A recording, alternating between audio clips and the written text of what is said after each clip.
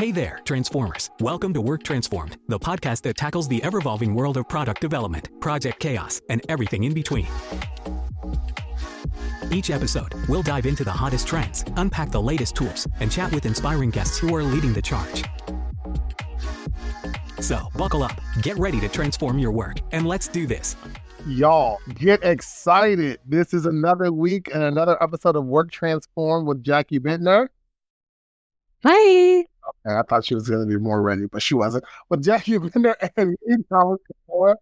And this is a special episode because we have our second guest on the show today. We are joined by none other than Danny Tice, who is just a wonderful human being. I'll let her introduce herself for a second, but I'm excited because today we're talking about all things meeting facilitation.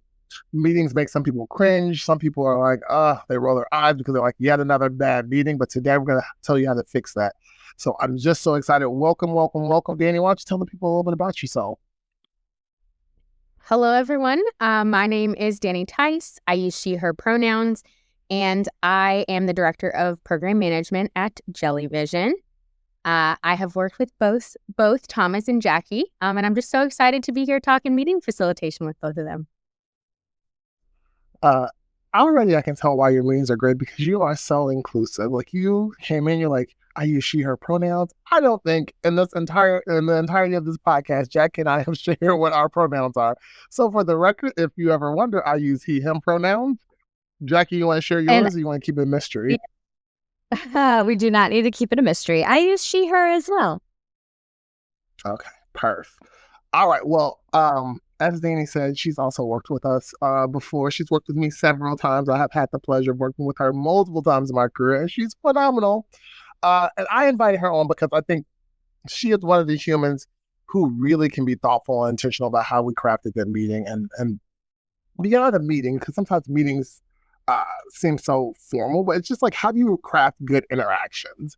And so I don't know where we should start. Do you have a suggestion, Danny? Where should we start when we talk about hosting good meetings and facilitating good interactions with humans?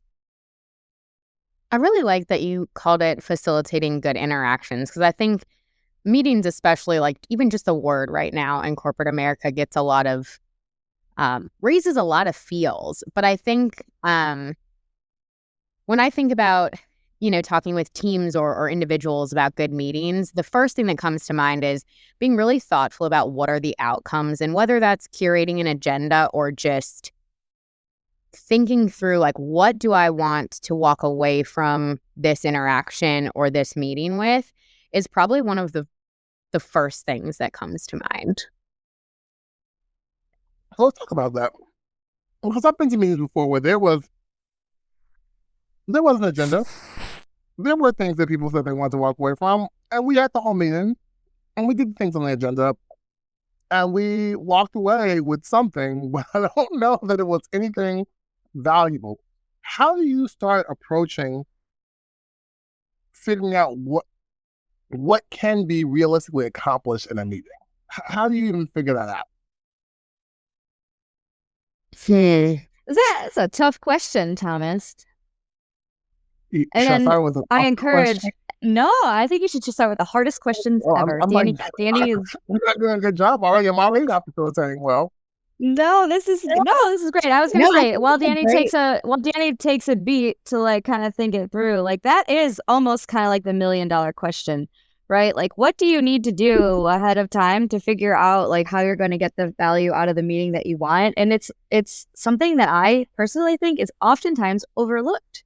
So Danny, hopefully that gave you some space to think about that really challenging question. Thomas is going to hit us with all of them today, I feel like.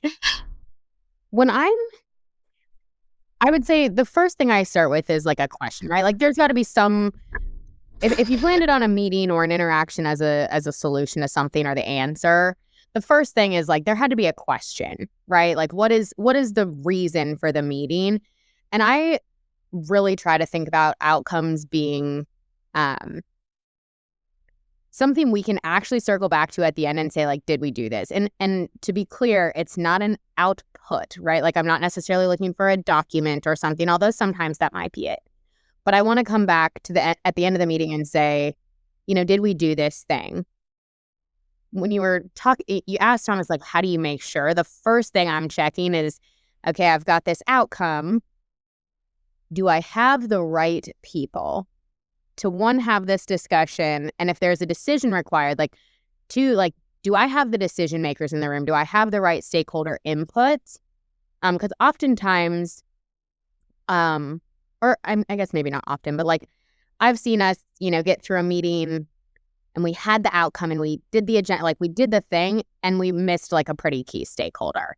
And so I would say, to your point about like we did all the things, it's less about, did we hit the agenda and more about did we have the right inputs to get to that outcome. You actually said something really interesting there, and I think to Jackie's credit, I did start off with too hard of a question because we just jumped to like how do we make the meeting successful, but we didn't even talk about the fact that like everything is not a meeting. Everyone's saying the memes with, or have had the sentiment where it's like this could have been an email, and I think so often we just jump to there's a question on the table. Let's have a meeting about it.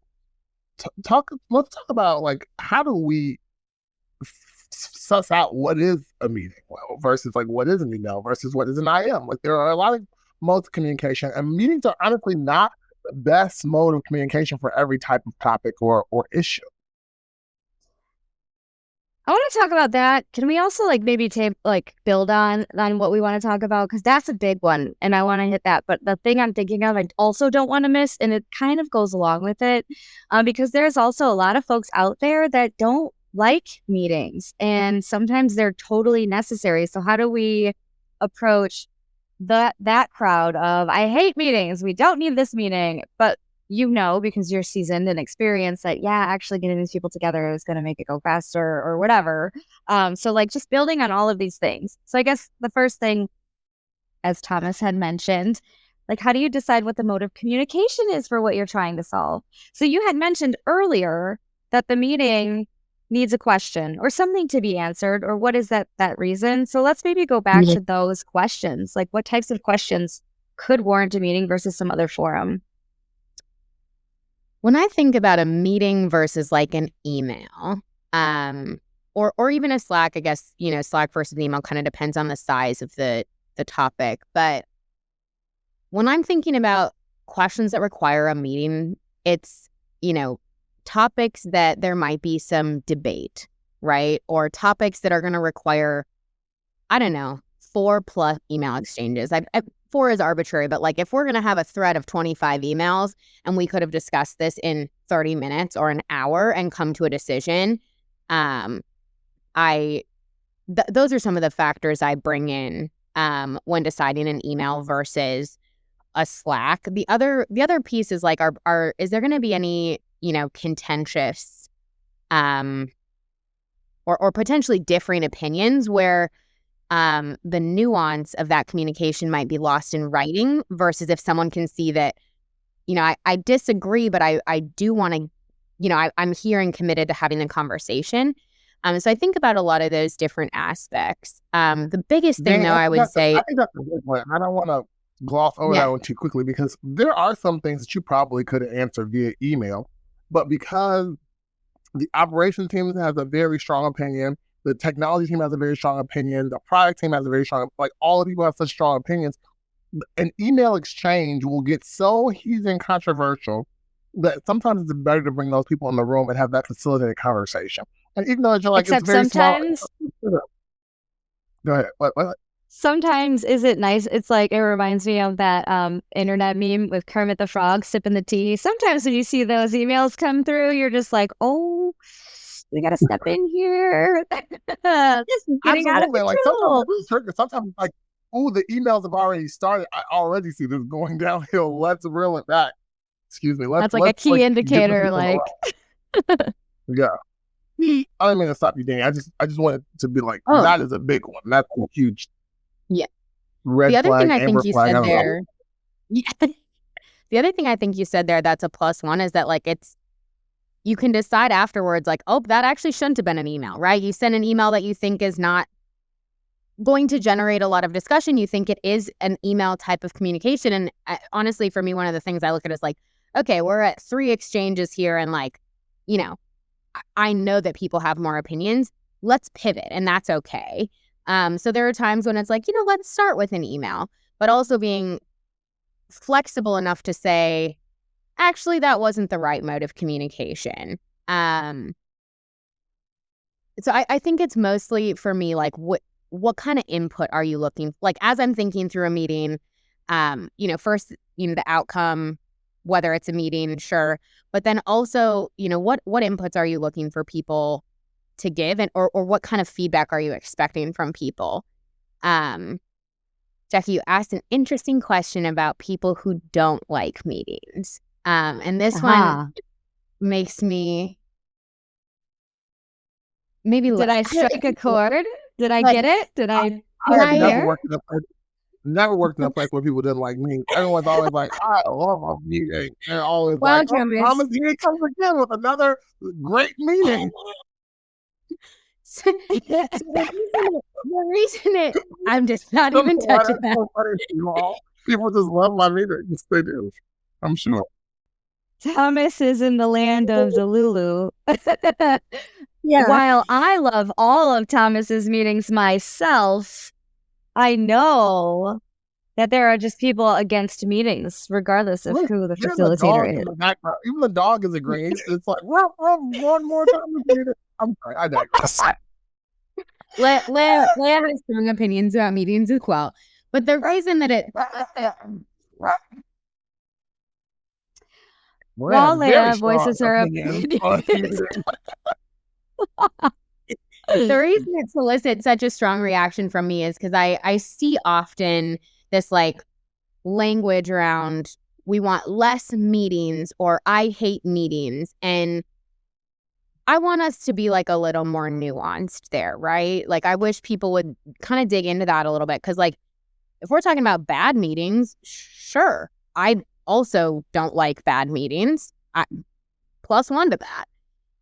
But I don't think we should just say we want less, or I don't think, not we, I guess, because it's not me, but I don't think people should say they just want less meetings. I think it's about less bad meetings, right? Because I don't see a world where we fully get rid of conversation. And so I talk a lot with people who express to me that they don't like meetings. I talk a lot about, what is the outcome? Or I even ask, like, totally hear you if you don't want a meeting. What is your alternative to getting the answer to this? Or, what is a different path, right? Because I hear a lot, we want to do maybe like an async collaboration, and I totally support that. So long as we're achieving the outcome, we're getting the perspectives that we need. And if we can't do that in a timely fashion, then maybe a meeting is the better alternative. And so it's really walking through, like, what are the alternatives with folks who might seem anti-meeting. You mentioned ad hoc meetings, like having a meeting to kind of sync up on a topic or a decision that needs to be made or a problem to solve or a question to answer. But the other type of meeting that we see very frequently are these repeatable meetings, right? Things that happen every week or two, things with a long-standing agenda or a built-in purpose and outcome. A friend of mine had posed this question on LinkedIn, and I'm stealing it because I'm curious both of your thoughts on it, because I voiced mine on the LinkedIn thing. So hopefully I remember this correctly. But the question was, if your team has a long-standing meeting and you're not feeling like you need it all the time, do you cancel the series? Do you cancel the series, or do you keep the series? That was the question. What do you do? I don't mind my first interview, but I feel like you've lived this life before several times, so I don't want to steal your thunder. I don't have like a stake in the ground on this one. I'm pretty flexible to, teams adapting how they communicate. Generally speaking, I probably wouldn't cancel the series right away, right? I would probably talk with the team about, if this used to be helpful and it's no longer helpful, can we talk about why? Or is there, has the team evolved and now we need to evolve the meeting? But if eventually we got to a place where we still just like weren't seeing value and we'd had the conversations, I would delete it. I'm okay with, I'm pretty flexible there. What I would continue to look for though is like, are we getting to the outcomes, right? If we're getting to the outcomes a different way, great. I'm okay with it not being a meeting. If we somehow delete the meeting and our things are kind of going off the rails, then I would also bring it back. That's fair. Thomas, I'm interested in your response. Well, I have a lot of responses, actually, believe it or not, because I'm usually a man of few words. No way. My Get out of first here. thought is, I don't own our team's norms. I help influence them, but I don't own them. So, like, just because I personally may not see value in them, or I don't personally feel like they are not necessary anymore, does not give me carte blanche access to go out and just like decide to edit the cadence or just get rid of it. So my first call is to bring it up in a broader team setting and say, hey team, my observation is this. Is that the same sentiments, the same experience, the same feelings you all have, or am I just not getting value from it because of my role on the team and you all are still getting immense value? I've had meetings before where I was like, the team will love to cancel this. And the teams were like, no, we love this. Because sometimes, even though we don't feel like the meeting is super productive, it's filling a void that someone else has. Like in this particular case, we're having this meeting to go through like technical specs once every 2 weeks or like once every sprint. They were like, oh, we pull these stories into the sprint and like we have no clue what we're supposed to be doing. And so over time, we got better at it. Like the writers of the stories were like adding more details. The architect on the team was like doing more like architectural diagrams. I was like, this doesn't seem helpful. But what I found out from posing the question is actually this was a great tool for like more junior developers to understand conceptual theories. Like the architect would walk us through it and they would explain it. And so to me, I was like, well, all the data's in the ticket. We don't need this meeting anymore. But because I am only a steward to the team, I brought it up to them. They're like, no, we absolutely need this meeting. Like it's super, super helpful. So that's the first thought I have on that. It's like, let the team decide. Okay. And then you had lots of answers. Continue. Sorry. Answer number 1, check. Answer number 2, frozen. Oh, no. Oh, no. I think I'm having some issues today. You're back. Yes. I don't know what the last thing you all heard was, but I had a whole long thing that I hope at least podcast will heard. We wrapped up answer number 1 about being a steward to the team. And really, I was going to say, before your internet got wonky, is that it was very interesting that both of you included the team perspective and their, input to that value of that meeting in both of your responses. Thomas, I feel like you've had more a separate response as well, number 2. Oh, I do / did / have now forgotten. In internet wonkiness fashion, I have forgotten what the other was. I think it was really important. So don't be alarmed if I like have a light bulb moment in 5 minutes and come back to it. Oh, I can't wait until you have that light bulb moment. So the teams thing, so that was part of my response to my friend too, is I'm very curious now about what the team feels. And again, being outcomes focused, are we achieving the outcomes of the meeting? Is it happening somewhere else? Thomas remembered his point. Go, Thomas, go. Yeah, light bulb moment over. The other thing is when they are my meetings that I own and I schedule them, I usually will put a series end date. And it could be a daily stand-up that will go on for the entirety of the team. I put an end date on it. And that gives me an opportunity to assess at the end of the end date, do we need it? Because I've had a couple meetings where I have subtly let them fall off the calendar and no one mentioned it, and whoops, we don't have it anymore. And so and it wasn't me canceling per se. It was like, if the meeting is valuable, people will raise their hand and say like, Thomas, we don't have this anymore. Like, what happened to that meeting? And sometimes people just go with the flow, and even when you ask them, is it valuable? They're like, yeah, it's fine, you can keep it. And so this way, it's like, oops, it accidentally came off the calendar. Now what happens? Oopsie, no one noticed. We'll just keep going with life. I love that. I love that experiment because you're really just you're really just experimenting with what people are utilizing your meeting for. Because sometimes it's really hard to judge. And then, going back to do we cancel it? What do we do? So team perspective, super important. Outcomes perspective, super important. The only other thought that I had was that I would err to keep it at first and revise it if we needed to, like revise what those outcomes are, because for a team, depending on their other meetings, that might be their one predictable place to collaborate, right? That might be the one place that they always could get to. But if they aren't needing it, then hey, we can always cancel. Sometimes it feels good to cancel a meeting. Yeah. You can't see it, but both Danny and Thomas are nodding. I'm sorry. I was like so into like, yes, it does feel good.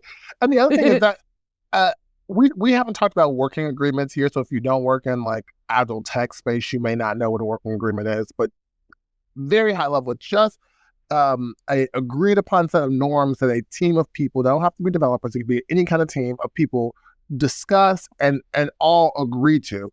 And so as a part of your working agreement, you all can talk about things like what is our like thoughts on meetings? Like what kinds of things should be meetings, what kinds of things should not be meetings? You know, how do we feel about recurring meetings? I don't know. Jackie looks like she's falling off her chair over there. I don't know what's happening. But anyway, this is a great topic for you to talk about. Go ahead, Jackie. I'm going to stop. I'm done. All right. Well, no, you mentioned a term that I don't think that we have talked about yet in the podcast. So I want to make sure everyone kind of knows what in the world we're talking about. You mentioned the term working agreements. And side note, I think all three of us are having a funny little internet issue. So if this podcast sounds weird, well, just enjoy. Join us in our weird. So a working agreement. What is that? I know both of you know, so go for it. So I'm smirking because I said it, but maybe it didn't come through. I said what it was. Oh, that was this is where I enter the womp womp womp womp noise because I definitely didn't hear it. All right, well, I'll take number two. I'll take answer number two here. Okay. So a team working agreement is really just not to use the word from the definition, but it's really just a document talking through expectations of a group. So this is commonly used.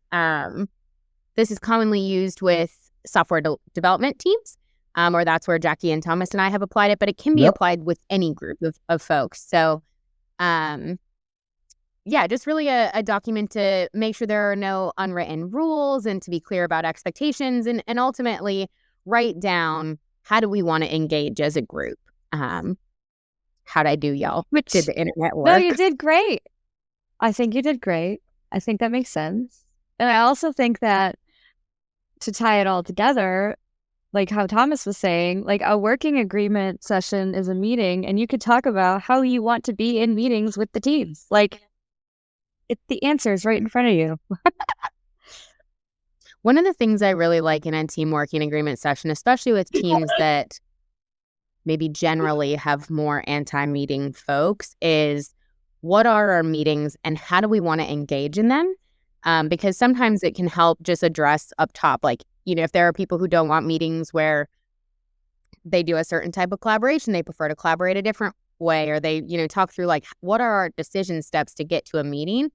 That can even help maybe reduce some of that meeting friction that, you know, certain teams might be feeling depending on, you know, who are the members of the team.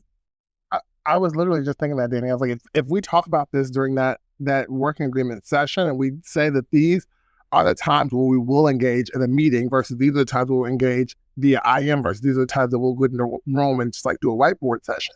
If we're in this scenario that falls squarely in the meeting bucket, then it's a little bit easier for you to bring that meeting resistor along and say, like, I know meetings aren't your preference. However, we as a team have already agreed this way. And so like, let's go into this and try.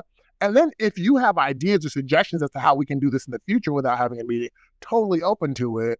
But like, that's something we'd have to discuss as a team and reset expectations, because our expectation right now is scenario A results in meeting B. Great. Let's go back. So we identify how to figure out when something should be a meeting. We've identified a couple ways to bring those meeting resistors along. And now we're in the meeting and we're doing the work of the meeting. What tips do you have, Danny? Like, we're we got the agenda, we got the outcomes identified that we're trying to work to, and now we're in the meeting and all kind of things are popping up. Like, what kind of suggestions, tips, tricks do you have to facilitate the meeting in a way that's impactful and resonates with everyone, keeps people from being disrupted, etc.? I would say it really depends on the group. Why is that? But why? Why does it depend on the group? Is it because we're not robots? Is it because we're all human? I think it depends on a lot of factors, right? But like one of them is how well does the group that I'm facilitating for know me? So if I'm working with a group of folks that know me very well, I don't always have to explain the facilitation technique that I'm using. Whereas if it's a new group of folks, there are probably some things I'm going to set up at the top of the meeting. So we'll start with that new group of folks. But if I'm facilitating a meeting for a group of folks who are not familiar with me or really familiar with meeting facilitation, we'll talk about some ground rules, right? So, making sure they understand that if I interrupt, it is not a personal, it's not a personal thing, but rather like I'm trying to keep us on track. And so what that might look like is me, if we're on a video call, I might, do a timeout, or I might say, hey, can I pause you there?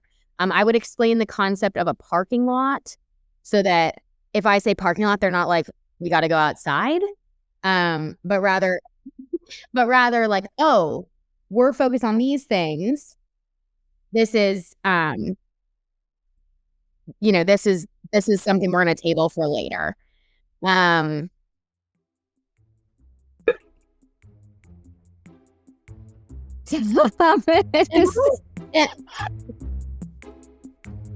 y'all hear other noise? Yes. We'll edit out the other noise. We'll just sing a little song, like elevator music. Back to Danny. All right, so Danny was talking about how a parking lot is not a place where your cars are. But rather like a technique to refocus the group. And so for newer groups, I would explain some of those basic facilitation concepts. For a group that's familiar with me, we wouldn't necessarily have to go through those things. And so that's one of the differences, I would say. Other tips and tricks that probably my favorite tip, especially as you're maybe newer to facilitation, or if you don't know the content as deeply, maybe it's a really technical meeting. I use questions to help keep people on track, to help the group dig deeper, to kind of take the group all around to get to the outcome. And I would say don't be afraid to ask what you might think is a stupid question, because oftentimes, even if you think it's common knowledge, or or maybe you're just insecure about asking the question, oftentimes those questions are actually beneficial. And if they're not, like, you can move on pretty quickly. So I would say my best tip is ask questions. What kind of questions, Thomas? I didn't make the recommendation. Why are you asking me? Oh, what kind of questions, Danny? Well, no, because it was your favorite thing, Thomas. So we I think Thomas froze again. We have a podcast previously recorded and released on powerful questions. And so I think the questions that Danny is really getting to the heart of. I picked it back to Danny because I'm pretty sure she would have still said powerful questions. So I know, but you were so jazzed in that episode, Thomas. I just wanted to relive the moments of your excitement. And Jackie, oh wow. And Jackie's right. I'm definitely talking about powerful questions or open-ended questions. It's of course clarifying questions if you have them, but powerful questions in the form of open-ended questions are, I think, one of the most powerful facilitation tools. I know one of the items that you had talked about was the ground rules and setting ground rules. And in the past, I know I don't know how frequently we've mentioned it, Thomas, but it's been a couple times where we talk about psychological safety in the spaces that we are either facilitating or a part of. And so I think just to tie it back to the ground rules, this is a great opportunity as somebody in our positions to create some psychological safety. Because I have a favorite one, and that is that I usually put on the board and allow people to react to and get their thoughts on it. But the one that I really love is assume positive intent. And it really takes everybody like a pause and a beat, like especially as things get heated if you're making like a really challenging decision. Do you have any My favorite favorite one ground is be rules? fully present. Close your computers. Don't Mm. multitask. Because it's impossible that you're going to Those engage are with me in those are a meaningful two of way, my and that you won't. sorry, Thomas. It's okay. It's not being kind Those to us those today. are two of my favorites. The other one I really like is to have people listen to understand versus listen to respond, which actually gets at another, facilitation technique about the levels of listening and how do you listen as a facilitator. But that one specifically to me helps people like it almost makes it okay to take a minute to just listen and then, process and respond after. And I think that Mhm. can also contribute to creating that psychological safety.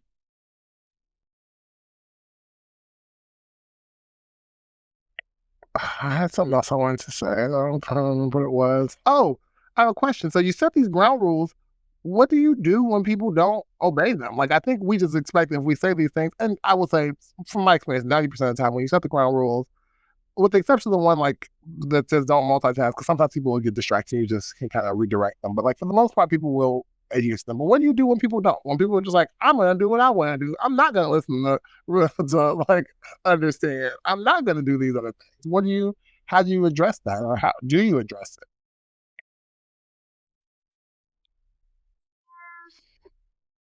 If it's like a one-off, someone forgot or they got distracted, I usually let it slide. If we're seeing a repeat kind of disregard for the ground rules, I would usually address it. And depending on, the situation, that could look like talking with the person one-on-one. It could just be a reminder that one of the most frequently violated ground rules, I guess, that I have is the closed laptop meeting. And so, if people get distracted or like we took a break and they were doing email and finishing up, like I'll just do kind of a public service announcement of like, hey, y'all, just a reminder that we're going to close those laptops or like we're going to focus here. And usually just that gentle reminder is enough to kind of bring people back to the ground rules that we set. In a longer workshop, I'd probably review the ground rules at the start of every day,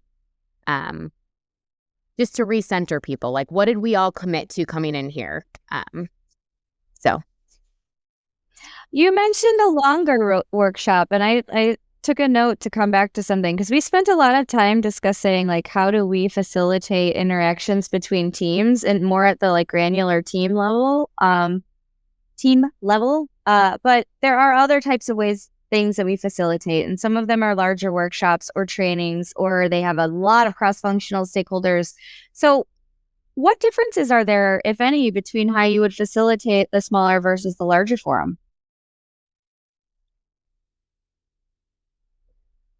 I would say a workshop for me is just almost a series of those smaller interactions. So I don't know that a lot changes for me in what I would do differently. Probably the biggest thing is the amount of preparation. When you have more people and more time in a meeting or in a workshop, the pre-work becomes, just larger, in my opinion.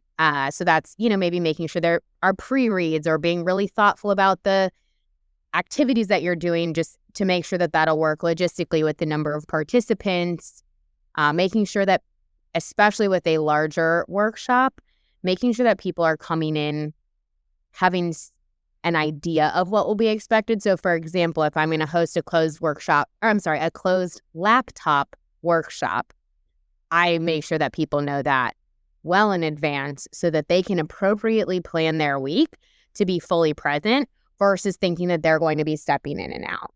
So I would say the pre-work is really the big difference for me.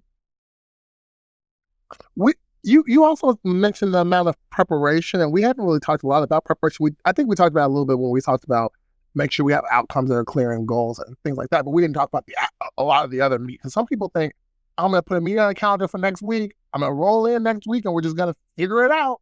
And that's the recipe for a horrible. That is the recipe for the world's worst. There is so much prep that goes into this, whether it's getting the visual aids and printing out materials so people can have physical copies so they can keep their laptop closed, whether it be sourcing speakers, getting decks put together. Like, there is so much work that goes into planning and facilitating a proper meeting. And I just want to talk just a minute or two, like, what does it look like to prep for a meeting or even a workshop? What does that look like tactically? Beyond setting the outcome and picking the attendees, and maybe setting an agenda, right? Like, what are the list of steps that we need in order to achieve this outcome? I would say for me, there's an aspect of how do we want to have this discussion? And, there are some facilitation techniques that might come in there, but it's, is it just we have a prompt and then everyone speaks? I would be thinking through there, how do we make sure all the voices are heard in the room, right? If we were thoughtful about who needed to be there, how do we make sure that all those perspectives are heard? And sometimes just a discussion will work, but other times you need a silent brain writing activity, right? Where people can document their thoughts and then we can discuss them. Or maybe there is technical documentation that in order to have this discussion, everyone needs to have read this ahead of time. So it's thinking about what work needs to happen before the meeting so that we can be successful in the meeting. And then, so that's one part, right, is their pre-work. And then the next part to me is, how do we make sure that we have the right structure of discussion? Are there activities that we need in the meeting in order to achieve that outcome? And how do you prep those activities? Because some of it's like, sometimes we're just like, oh, we'll go sticky notes and like put them on the wall and that'll be super simple. But sometimes it's like, I need a mural board or a jam board. And to do it properly, I need to have already set up the columns and the swim lanes and the this and the that. And that's not a 2-minute activity. It's like, that's going to take me 30 to 45 minutes one day. Like, I have to have dedicated time. And so sometimes the tooling piece, how do I document the stuff? How do I get people to interact with the content? That's a lot of work, and people just gloss over that. Even in the meeting, you can tell when someone set it up well, it feels good, but like you don't really think about how long it took them to get it ready. You're just like, oh, we came in, it was a mural board, like we just filled it out. And it seems so simple, but it's like, no, it took that guy or that gal all day long to do that. I want to just take it a step further. If you're doing something on site where people are going to be in person, you have a whole host of considerations in terms of what does that space look like? Where are the desks and chairs? How does the room feel? Because I personally don't enjoy like a lecture style interactive workshop, because it's very lecture-y. It's very, very college-esque, very sleepy time for Jackie. So what I've done is their college days. I loved my college days, but I will tell you, if it was well, I loved lots of parts of my college days. I did not particularly care for that room setup though. So what I'll do is I'll make sure I get to the space ahead of time. I'll work with the building coordinator or whomever it is, and I will rearrange those desks. I will have things on slants or people are facing, like making the room so that it is that you could flow. If you're a facilitator, you can walk around, because the more you walk around, the more people are going to follow you, and hopefully the longer you'll hold their attention for too. But that's all again within prep. So what was the rule of thumb? There was a rule of thumb I think we all learned, and I can't remember it off the top of my head, but it had something to do with like, for as long as your workshop or meeting is, you need to do like double the amount of time spent prep working or something like that. Is that ringing a bell? I just was creating a facilitation guide, and oh no, we're having a bad podcast day. So, so what was that rule? Something about if you're hosting a large forum or a large meeting or a large workshop, I feel like the answer was like, if you're hosting a couple days workshop, your prep time should be a week, or something that was like double the amount of time you're spending in the meeting is how much you should be spending prepping, just prepping, pre-reading, getting people ready, making sure everyone is aware of the expectations, and so on and so forth. What was that Well, I rule? can't see it on camera, but I just whipped out a whole facilitation guide out of the drawer of my desk. Oh my gosh. And just keep them here, all of my workbooks.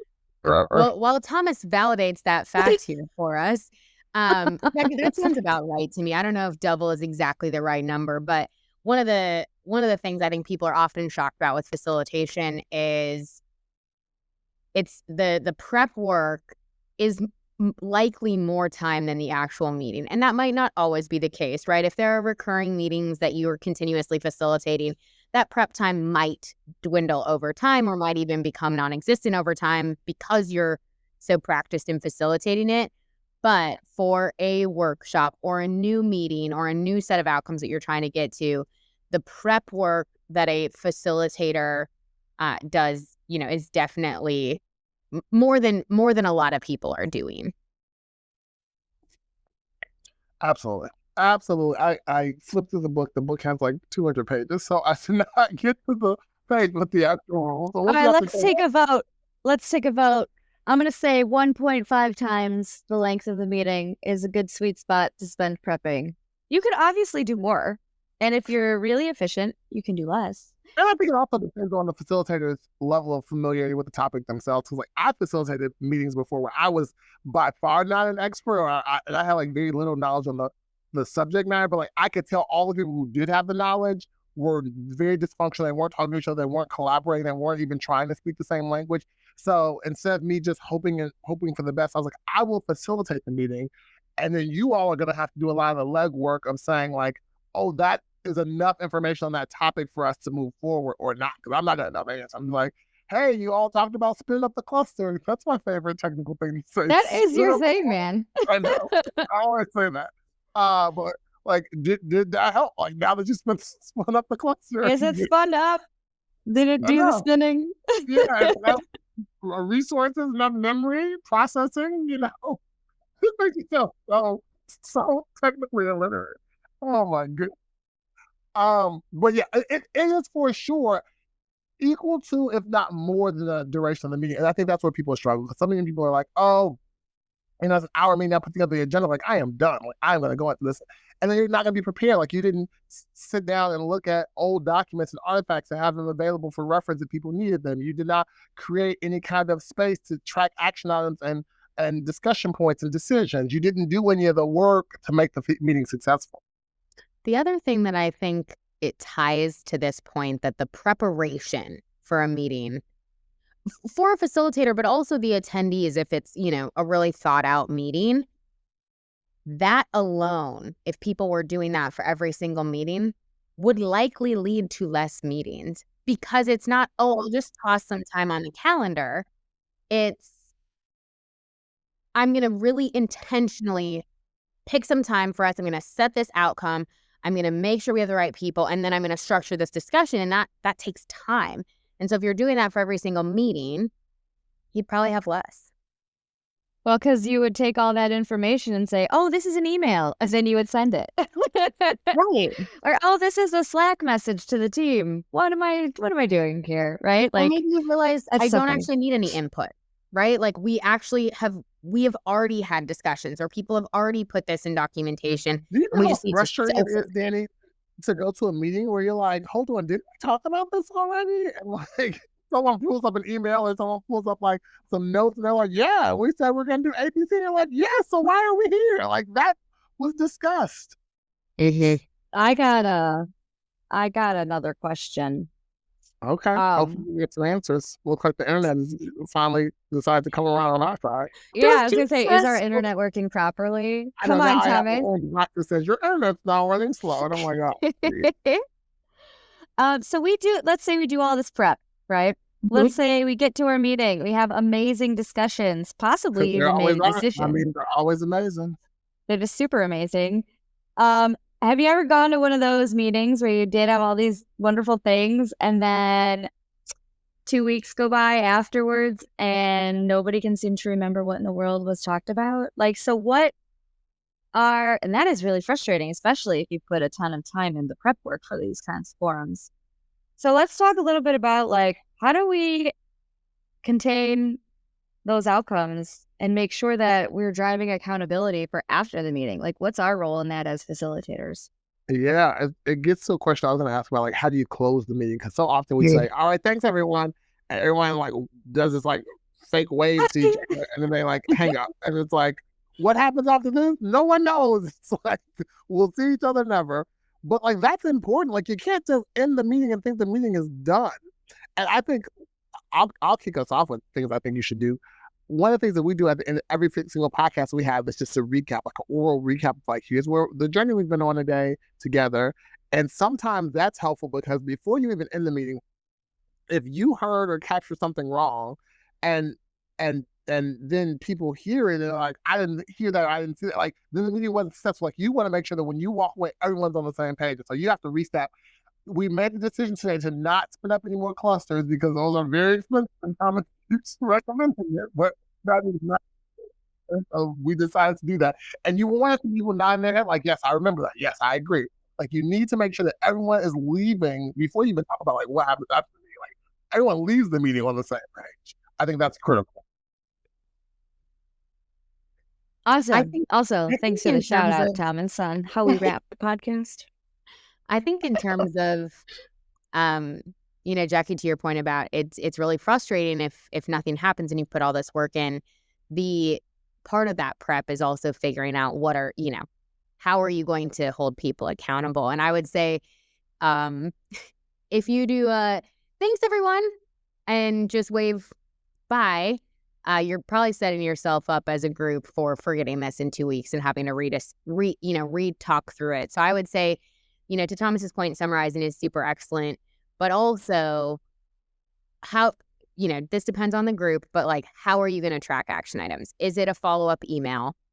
Maybe, maybe not, but like, does your team hold action items somewhere? Do you put them on maybe a Kanban board, or do you send them out via email? Do you have a natural cadence where you're going to check in on these action items? And some of that you can talk about in the meeting if you have time. And some of that is also, in my opinion, up to you as a facilitator. If we don't have time to talk through how we're going to check in on action items, that might be something I make a decision on.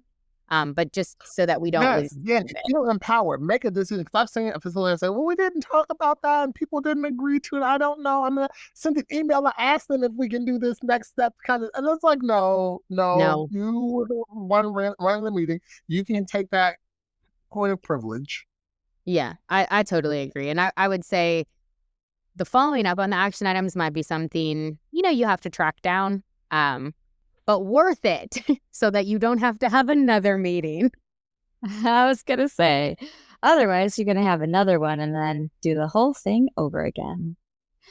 What about like after that initial meeting is closed? So what I'm thinking about is like a week post. Like, so if I'm doing maybe a training session of some kind, that's a couple of days.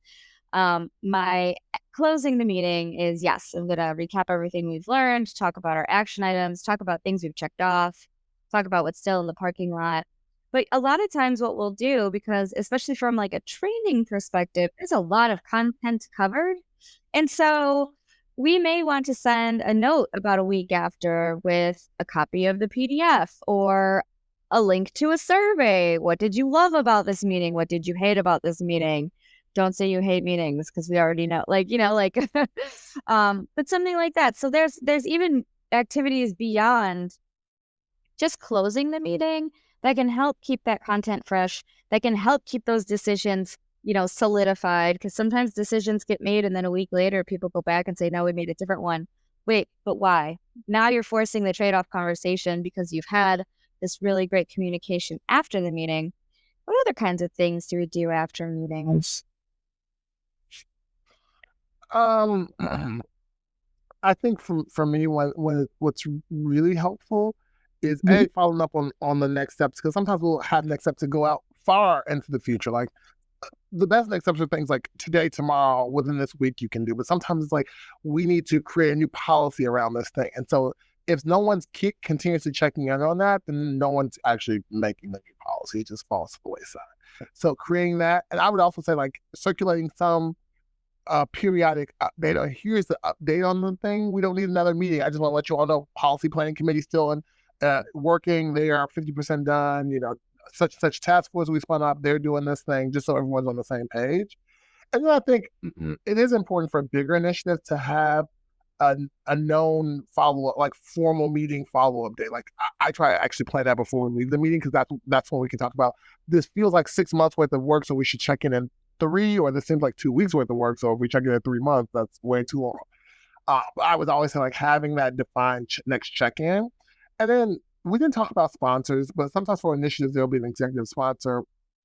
And sometimes it's important that you and that person align and are making sure that you're in sync throughout, the remainder of the time after the meeting, because maybe that outcome was met, but then that was just one of the many milestones you have to hit along the way. So it's like helping make sure you understand that person's needs and desires and expectations, and then being able to communicate that backward to the team, like, rah, rah, rah, we did a great job. Oh, celebrate too, celebrate. Sometimes it's a long meeting. You cannot forsake the fact that you spent 3 days with these people all day long, and they sacrifice that time to be with you in that meeting. Celebrate them, thank them, really, rah, rah those folks, because that's a big time to go. I love that one, Thomas. I think the celebration, helps bring some fun to it as well. I really enjoy ending a really long meeting with a really bad mom joke, personally. Well, it sounds like we didn't end this podcast. Are we ready for a mom joke here? Oh, are we ready for a mom joke and a recap? I don't know, Jamie, was there anything else you wanted to tell us that we didn't get to? I don't think so. All We're right. ready for the recap of the mom joke. Let's do this recap. So today we had a special guest, Danny Tice, in our meeting facilitation podcast on Work Transformed. We talked immediately about inclusivity and how meetings really get a bad rap for their names. We should really start thinking about calling them interactions, or how to craft good conversations with each other. We talked a little bit in the beginning about prepping the meeting, making sure it's outcomes focused, making sure we know what kind of questions we're trying to answer, and making sure that the right people are in the room. Now, how do you know if it's a meeting or an email or a Slack chat? You have to make sure that you are flexible on your mode of communication. So as you investigate the content you're trying to deliver, you can make those choices and adapt as you go. We did throw a little poll out there. What do you do? And your team says, I don't want this meeting anymore. And we talked about really leveraging what their opinions are on, are those outcomes being achieved, and other ways that we can utilize forums to get to those outcomes, but really making it a team effort, not an individual decision. We pivoted and started talking about working agreements. So if you're in a team setting, you can work with your team on an agreement to talk very specifically on how you're going to use your meeting time together, how you're going to behave, and what you're going to use non-meeting time for as well. We went through what you do to set up a meeting, and we talked prep. And so the good rule of thumb that we have decided on, with no context, I guess we have a lot of context, it's this podcast, is if you're hosting a meeting or a large forum, it's about 1.5 times the prep time as long as the forum is. We also came in with, during that prep, there are so many things to consider.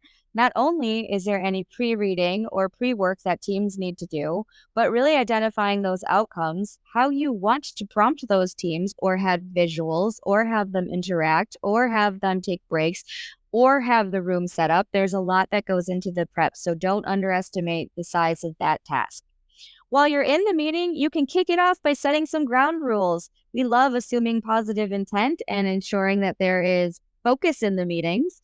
But we also explain what parking lots are. And during the meeting, we ask some powerful questions to make sure people are included, people are involved, and people know what direction we're going in. All right. Then, when we're all done with our meetings, we talked about closing the meeting. So make sure you do a recap. Hey, we went on a journey today. Part of our journey today was with bad internet connections. So I really hope editing this worked well. And some action items. So making sure you know what those are, how you want to communicate, how you want to track them. And then after the meeting, there's a plethora of other things you can do. You can set out more information, you can send out more information a week after the fact, or if there are next steps that follow-ups are needed, you make sure that we are accountable to doing those. And with that, I want to thank Danny for joining us today, and Thomas for being an amazing host. And I'm going to end with a little fun. Here is my mom joke.